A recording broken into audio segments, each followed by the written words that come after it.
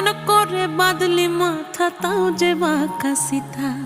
মেদিনীপুরে রায়না চিরন বাঁকুড়ার ওই ফিতা, আর যতন করে বাঁধলি মাথা তাও যে বাঁকা সিথা। পেছ পাড়িয়া